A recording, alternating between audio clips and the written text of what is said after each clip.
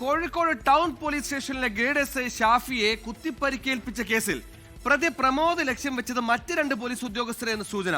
മുമ്പ് തന്നെ അറസ്റ്റ് ചെയ്ത 2 പോലീസ് ഉദ്യോഗസ്ഥരുടെ പക വീട്ടാനാണ് പ്രതി സ്റ്റേഷൻ സമീപത്ത് ചുറ്റിക്കറങ്ങിയതെന്നാണ് പോലീസിൽ ലഭിക്കുന്ന വിവരം. ഇത്തരത്തിൽ തന്നെ ദ്രോഹിച്ച 2 പോലീസുകാരെ കുത്തുമെന്ന് സുഹൃത്തുക്കളോടടക്കം പ്രതി പ്രമോദ് പറഞ്ഞിരുന്നുവെന്നും വിവരമുണ്ട്. ഇയാൾക്കെതിരെ കാപ്പ ചുമത്തുന്ന നടപടികളിലേക്ക് കടക്കാനാണ് പോലീസിന്റെ തീരുമാനം.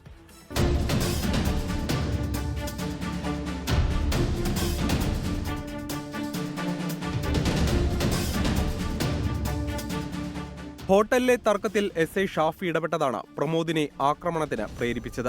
സ്ഥിരം കുറ്റവാളിയായ പ്രമോദിനെതിരെ കാപ്പ ചുമത്താനുള്ള സാധ്യതകളും പോലീസ് പരിശോധിക്കുന്നുണ്ട്.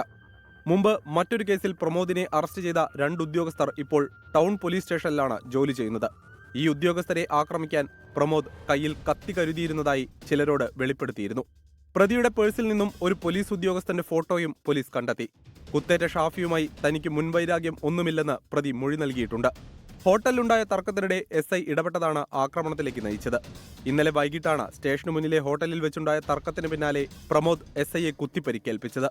കോഴിക്കോട് സ്വകാര്യ ആശുപത്രിയിൽ ചികിത്സയിൽ കഴിയുന്ന എസ് ഐ ഷാഫിയുടെ ആരോഗ്യനില തൃപ്തികരമാണെന്ന് ആശുപത്രി അധികൃതർ അറിയിച്ചു. പ്രമോദ് പ്രതിയായ പഴയ കേസുകളുടെ വിശദാംശങ്ങൾ പോലീസ് ശേഖരിക്കുന്നുണ്ട്.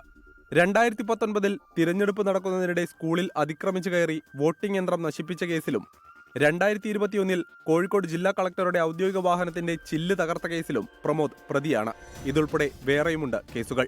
പോലീസ് പിടിയിലാകുമ്പോൾ മാവോയിസ്റ്റ് മുദ്രാവാക്യം വിളിക്കുന്നത് പതിവാക്കിയ പ്രതി മാവോയിസ്റ്റ് പ്രമോദ് എന്ന വിളിപ്പേരിലാണ് അറിയപ്പെടുന്നത്. സ്ഥിരം കുറ്റവാളിയായ പ്രമോദിനെതിരെ കാപ്പ ചുമത്താനാണ് പോലീസ് നീക്കം. 24 കോഴിക്കോട്. ലോകത്തെവിടെയായാലും ഏത് സമയത്തും 24 വാർത്തകളും ഓഗ്മെന്റഡ് റിയാലിറ്റി പാക്കേജുകളും എക്സ്പ്ലെയിനറുകളും വിശദമായി കാണാൻ ഞങ്ങളുടെ യൂട്യൂബ് ചാനൽ നിങ്ങൾക്ക് സബ്സ്ക്രൈബ് ചെയ്യാം.